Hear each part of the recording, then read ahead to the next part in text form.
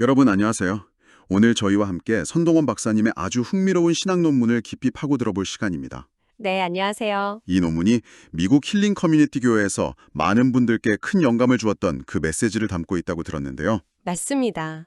특히 신약 성경 중에서 히브리서부터 유다서까지 우리가 흔히 일반 서신이라고 부르는 부분 있죠? 네네. 거기에 담긴 영적 싸움, 그리고 그 속에서의 희망, 이 메시지를 손 박사님만의 시각으로 아주 깊이 있게 다루고 있습니다. 아, 정말 기대되네요. 오늘 저희 이야기는 그럼 전적으로 손동원 박사님의 논문 히브리서부터 유다서까지 흩어진 성도들에게 전하는 영적 투쟁과 소망신학 이걸 바탕으로 진행되는 거죠? 네, 그렇습니다. 이 논문을 중심으로 이야기를 풀어갈 예정입니다. 좋습니다. 사실 이 일반 서신들이 뭐랄까 바울 서신에 비해서는 조금 덜 조명받는 경향이 있잖아요. 그렇죠. 하지만 초대교회의 그 생생한 현실, 또 성도들의 고민이 그대로 담겨 있어서 정말 중요합니다. 히브리서, 야고보서, 베드로전후서, 요한 1, 2, 3서, 유다서까지 저자도 다르고 편지를 받는 대상도 다양하고요. 맞아요. 바울 서신이 주로 교리적인 부분에 좀 더 집중한다면 이 서신들은 당장 우리가 발딛고 사는 이 현실, 그러니까 어떻게 믿음을 실천할 것인가? 네, 그리고 특히 그 어려운 상황, 박해 속에서 어떻게 인내할 것인가, 여기에 초점을 맞추고 있죠. 그렇죠. 당시 교회들이 겪었던 이단 문제라던가 도덕적인 해이, 또 로마 제국의 핍박 같은 아주 실제적인 도전들, 거기에 대한 답을 찾으려는 노력이 정말 많이 보여요. 그래서 신학자 리처드 보컴 같은 분은 이 서신들이 결코 부차적인 문헌이 아니라고 했어요. 오히려 초기 기독교의 그 다채로운 삶과 사상을 보여주는 핵심 증언이다. 이렇게까지 평가했거든요. 핵심 증언이라 와닿네요. 오늘날 우리 신앙에도 여전히 큰 울림을 주는 이유가 거기에 있겠군요. 네, 그렇습니다. 자, 그럼 이제 손동원 박사님이 이 서신들 속에서 찾아낸 그 핵심 통찰, 5가지 중요한 신학적 주제들, 이걸 중심으로 한번 본격적인 탐구를 시작해 볼까요? 네, 좋습니다. 첫 번째 주제입니다. 바로 야고보서가 강하게 외치는 행함이 있는 믿음. 손동원 박사님 논문에서 이 부분이 굉장히 강조된다고 하셨는데 어떤 특별한 관점이 있을까요? 네, 손 박사님은 야고보서 2장 17절 있잖아요. 행함이 없는 믿음은 그 자체가 죽은 것이다. 이 선언을 단순히 그냥 착하게 살아라 이런 윤리적인 권고 그 이상으로 보시는 거죠. 아, 그 이상이라면? 여기서 말하는 믿음, 헬라어로는 피스티스라고 하는데 이게 그냥 머리로만 아는 지적인 동의가 아니라는 거예요. 삶을 통해서 구체적으로 드러나는 행함, 헬라어, 에르곤과 절대 분리될 수 없다는 거죠. 행함과 분리될 수 없다. 네. 손 박사님 분석에 따르면 야고보가 말하는 이 행함은 믿음의 증거일 뿐만 아니라 어떻게 보면 믿음의 본질 그 자체와도 연결된다고 보는 겁니다. 아, 그러니까 믿음이랑 행함이 거의 동전의 양면 같다? 이런 느낌이군요. 그렇죠. 근데 보통 바울 서신에서 말하는 믿음으로 의롭게 된다. 이 이신칭이랑 야고보서가 좀 충돌하는 거 아니냐. 이런 오해도 있잖아요. 손 박사님은 이 부분은 어떻게 보시나요? 바로 그 지점을 손 박사님이 아주 흥미롭게 풀어내세요. 논문에서는 바울과 야고보가 전혀 다른 이야기를 하는 게 아니라고 강조합니다. 아, 다른 이야기가 아니다. 네, 오히려 서로 보완적이라는 거죠. 만약 바울이 구원의 뿌리로서의 믿음을 강조했다면 야고보는 그 믿음이 진짜 살아있다면 반드시 맺게 될 열매, 그 열매로서의 행함을 강조했다는 거예요. 아, 뿌리와 열매. 비유가 명확하네요. 네, 특히 야고보서 1장 22절에 너희는 말씀을 행하는 자가 되고 듣기만 하여 자신을 속이는 자가 되지 말라고 하잖아요. 여기서 행하는 자, 헬라어로 포이에 헤테스, 이 단어에 주목하는데요. 포이에 헤테스. 네, 이게 라틴어 신학 원리 중에 아게르 세퀴투르 에세라는 말이 있어요. 행위는 존재를 따른다는 뜻인데 이거랑 연결이 된다는 거죠. 행위는 존재를 따른다. 네, 즉 우리가 그리스도 안에서 새로운 존재, 새로운 피조물이 되었다면 그 새로운 정체성에 걸맞은 행동이 자연스럽게 따라 나와야 한다. 이런 깊은 의미가 있다고 손 박사님은 강조하시는 거죠. 와, 존재가 행위를 이끈다. 굉장히 흥미로운 해석인데요. 듣기만 하는 자가 아니라 행하는 자, 포이에 헤테스가 되어야 한다. 좋습니다. 그럼 두 번째 주제로 넘어가 볼까요? 베드로전후서의 핵심이죠. 고난 속의 소망. 아, 네. 이건 정말 당시 성도들이 처한 그 박해 상황을 생각하면 너무나 절실한 메시지였을 것 같아요. 맞습니다. 손 박사님은 베드로 사도가 단순히 고난을 견뎌라 이렇게만 말하지 않았다는 점을 부각시키세요. 베드로전서 4장을 보면 오히려 그리스도의 고난에 참여하는 것으로 즐거워하라 이렇게까지 말하거든요. 즐거워하라뇨. 고난인데 그렇죠. 이게 물론 고난 자체를 막 즐기라는 뜻을 나뉘고요. 고난 속에서도 우리를 기다리고 있는 그 영광스러운 미래, 하늘에 간직된 소망, 헬라어로는 엘피스라고 하죠. 엘피스, 소망. 네, 그 소망을 바라보면서 흔들리지 않는 인내, 헬라어 히포모네를 발휘하라는 의미입니다. 손 박사님은 특히 이 히포모네가 그냥 수동적으로 참는 게 아니라고 강조해요. 수동적인 게 아니라면요. 네, 소망의 근거에서 아주 적극적이고 능동적으로 버텨내는 것, 그런 의미라는 거죠. 능동적인 버팀이라 고난을 그냥 피하는 게 아니라 그 안에서 어떤 의미를 찾아내는 거군요. 바로 그거죠. 근데 정말 궁금한 게 당시 성도들은 재산도 뺏기고 감옥에 갇히고 심지어 순교까지 당하는 그런 끔찍한 상황이었잖아요. 어떻게 그럴 수 있었을까요? 손 박사님은 그 비결을 히브리서 12장 2절과 연결해서 설명합니다. 바로 믿음의 주요 또 온전하게 하시는 이인 예수님을 바라보는 것.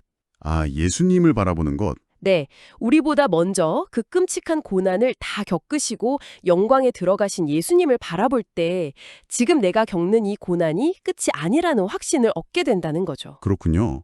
이게 또 라틴어 경구 중에 펄 크루셈 아드 루첵이라는 게 있어요. 십자가를 통해서 빛으로 나아간다. 이 정신과 정확히 통하는 겁니다. 십자가를 통해서 빛으로. 네, 고난이라는 십자가를 통과해야만 부활의 영광, 즉 빛에 이를 수 있다는 거죠.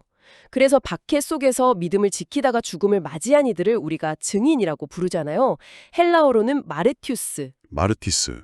이 단어가 나중에 순교자를 의미하는 말이 된 것도 바로 이런 배경에서 이해할 수 있다고 손 박사님은 설명합니다.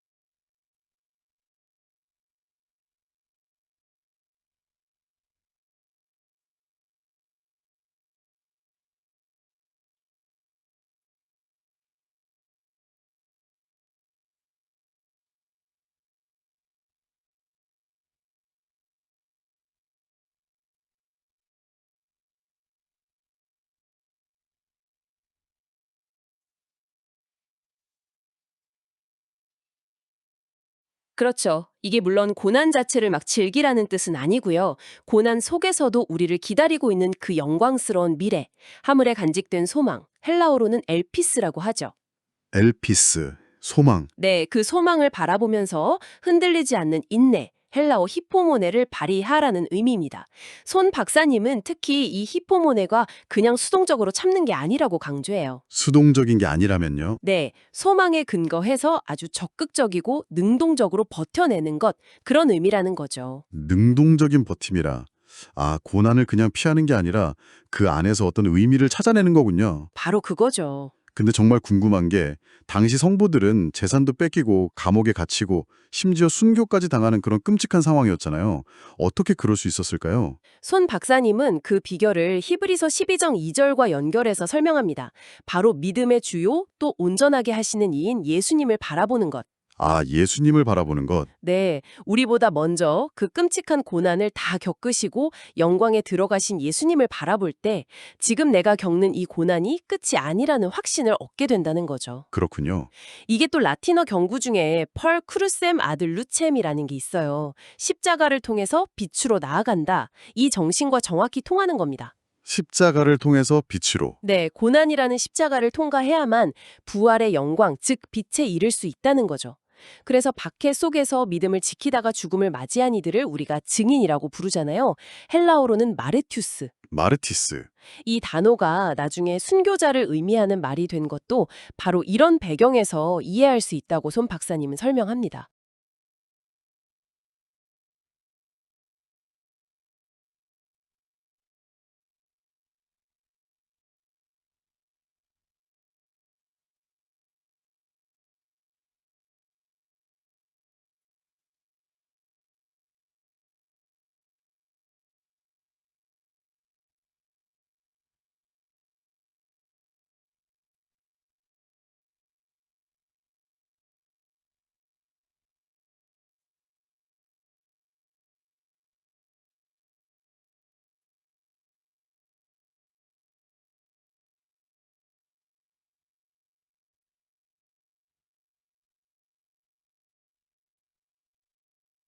네, 그렇죠. 이게 물론 고난 자체를 막 즐기라는 뜻은 아니고요.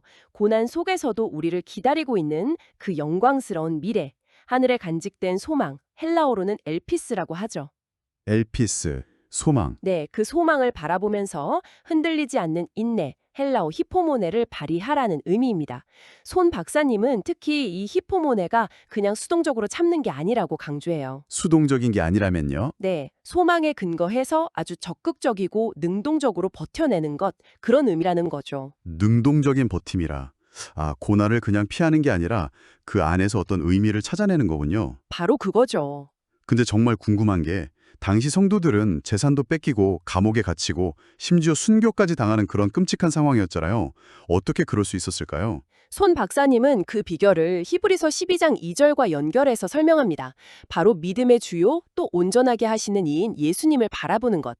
아, 예수님을 바라보는 것. 네, 우리보다 먼저 그 끔찍한 고난을 다 겪으시고 영광에 들어가신 예수님을 바라볼 때 지금 내가 겪는 이 고난이 끝이 아니라는 확신을 얻게 된다는 거죠. 그렇군요. 이게 또 라틴어 경구 중에 펄 크루셈 아들 루첵이라는 게 있어요. 십자가를 통해서 빛으로 나아간다. 이 정신과 정확히 통하는 겁니다. 십자가를 통해서 빛으로. 네, 고난이라는 십자가를 통과해야만 부활의 영광, 즉 빛에 이를 수 있다는 거죠. 그래서 박해 속에서 믿음을 지키다가 죽음을 맞이한 이들을 우리가 증인이라고 부르잖아요. 헬라어로는 마르튜스. 마르티스. 이 단어가 나중에 순교자를 의미하는 말이 된 것도 바로 이런 배경에서 이해할 수 있다고 손 박사님은 설명합니다. 와, 예수님을 바라봄으로써 고난을 이겨낸다. 정말 깊은 통찰입니다. 자, 그럼 세 번째 주제로 넘어가 보죠. 이건 좀 더 교회 내부의 문제였던 것 같아요. 교회 안에 스며든 거짓 교사들에 대한 경고. 베드로후서, 요한일서, 유다서가 이 문제를 다루는데 손 박사님은 이 부분을 어떻게 분석하시나요? 네, 손 박사님의 분석에 따르면 이 거짓 교사들, 헬라어로는 플라노스라고 하는데요. 이들의 가장 큰 문제가 크게 두 가지였다고 봅니다. 두 가지요. 첫째는 예수 그리스도의 완전한 신성이나 혹은 인성을 부인하는 것 같은 교리적인 왜곡이었고요.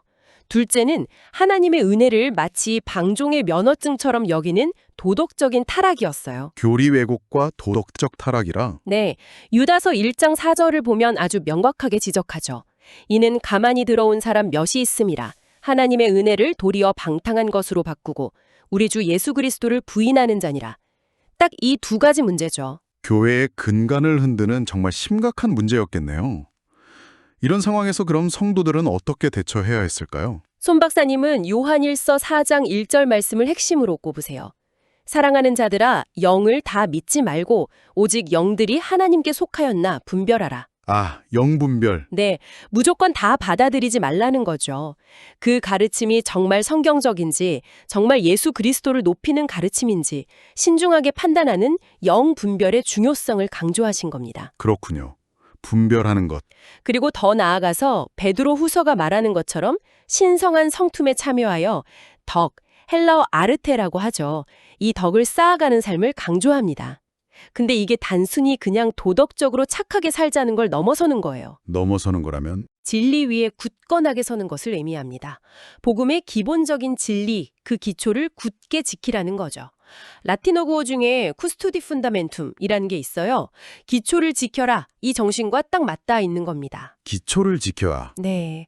그리고 그 모든 분별과 삶의 기준은 결국 예수님이 누구신지, 그분이 참된 진리, 헬라어 알레테이아, 이심을 아는 데서 출발한다. 이렇게 손 박사님은 역설합니다. 아, 결국 진리를 아는 것과 또 진리대로 사는 것, 이 두 가지가 딱 연결되어야 한다는 말씀이시군요. 정확합니다. 좋습니다.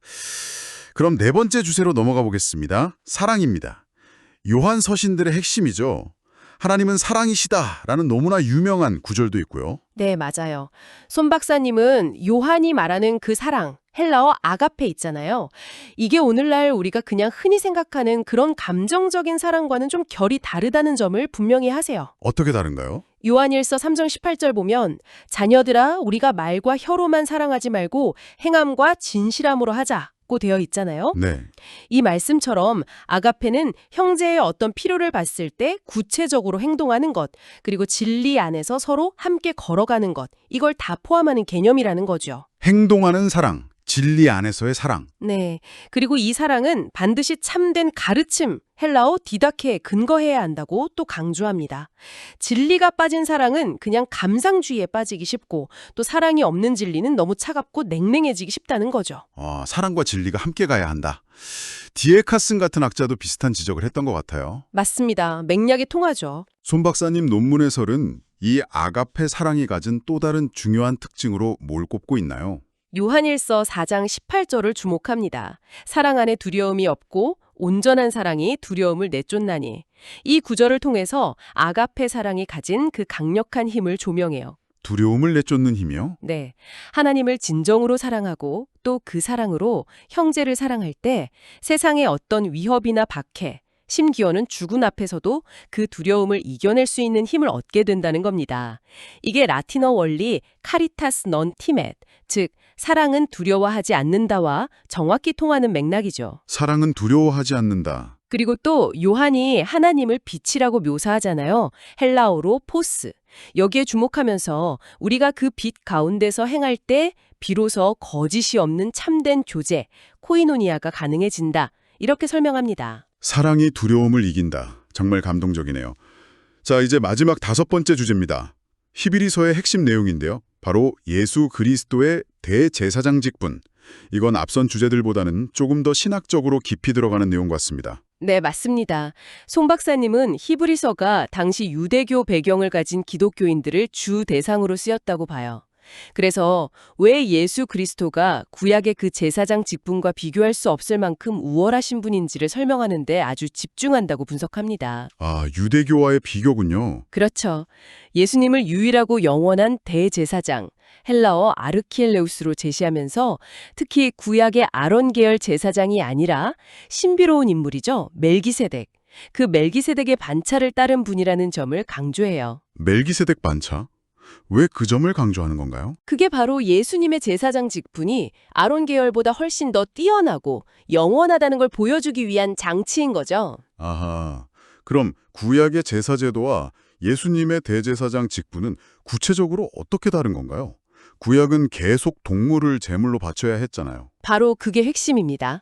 예수님께서는 단 한 번 당신 자신을 희생제물로 드리심으로써 영원한 속죄를 이루셨다는 점이죠. 단 한 번으로 영원히. 네. 구약의 제사장들은 그들 자신도 흠이 있었고 그들이 드리는 제사도 불완전했잖아요. 하지만 예수님은 흠이 없는 헬라어 아미토스라고 표현하는데요. 흠 없는 완전한 제물로서 자신을 드리셨다는 거예요. 그래서 우리를 완전함, 즉 하나님과의 온전한 관계 회복, 헬라어 텔레요시스로 이끄신다는 겁니다. 완전함으로 이끄신다. 히브리서 4장 14절부터 16절이 이걸 정말 잘 보여주는데요. 우리의 모든 연약함을 다 아시고 공감하시는 대제사장이시기 때문에 우리가 그분을 힘입어서 언제든지 은혜의 보좌 앞에 담대히 나아갈 수 있다. 이 선언은 당시로서는 정말 파격적인 거였죠. 그렇죠. 감히 나아갈 수 없던 곳인데. 네. 손 박사님은 예수님이 십자가에서 돌아가실 때 성소 휘장이 위에서 아래로 찢어진 사건 있죠. 히브리서 10장에도 나오는데 이게 바로 이 새롭고 산 길이 열렸음을 보여주는 아주 강력한 상징이라고 강조합니다. 그래서 예수님을 완전한 제사장, 라틴어로 사체에르도스 페르펙투스라고 부를 수 있다는 거죠. 와, 사체르도스 퍼펙투스. 정말 놀랍네요. 단 한 번의 희생으로 영원한 길을 여셨다는 것. 자, 이렇게 손동훈 박사님의 분석을 따라서 5가지 중요한 주제들을 쭉 짚어갔습니다. 행함 있는 믿음, 고난 속의 소망, 진리 수호, 형제 사랑, 그리고 그리스도의 우월성까지. 이 모든 것을 아우르는 핵심 메시지는 결국 무엇이라고 할 수 있을까요? 결국 이 일반 서신들이 우리에게 던지는 질문, 그리고 손 박사님의 분석에 가리키는 방향은 하나인 것 같아요. 우리가 믿는 바를 어떻게 삶으로 살아낼 것인가, 바로 이겁니다. 삶으로 살아내는 것. 네. 단순히 교리를 머리로 아는 것을 넘어서 그 진리가 우리의 매일의 삶, 또 관계 속에서 구체적인 행동으로 나타나야 하는 아주 강력한 촉구죠. 네, 정말 그렇네요. 그리고 또 이 서신들은 예수님이 구약의 모든 약속들, 예를 들어 옛 언약, 히브리어로 브리트라고 하죠. 이 옛 언약을 완성하시고 성취하신 새 언약의 중보자이심을 분명히 보여줍니다. 구약과의 연결성도 중요하긴요. 그렇죠. 그리고 또 한 가지는 우리의 신앙 여정이 그냥 마냥 평탄하지만은 않다는 현실을 아주 솔직하게 보여줘요.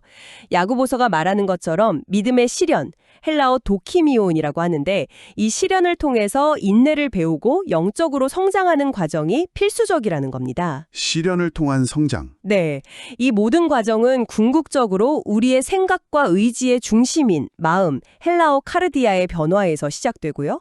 그리고 베드로 후서가 말하는 새, 헬라어 카이노스, 하늘과 새 땅에 대한 그 종말론적 소망을 가지고 오늘을 살아가게 하는 힘, 그 동력이 된다는 거죠. 아, 마음의 변화와 종말론적 소망. 손 박사님은 히브리서 11장 6절을 인용하시면서 믿음이란 결국 하나님을 향한 깊은 신뢰이자 그분께 나아가는 용기다 이렇게 정리합니다. 라틴어 격언 중에 페리세보란티아 에스트 빅토리아라는 말이 있어요. 인내는 승리다. 이 정신이 이 모든 것을 꿰뚫는 핵심 가치라고 볼 수 있겠습니다. 페리세브란티아 에스트 빅토리아. 인내는 승리다. 정말 마음에 새겨야 할 말이네요. 네, 정말 그렇습니다.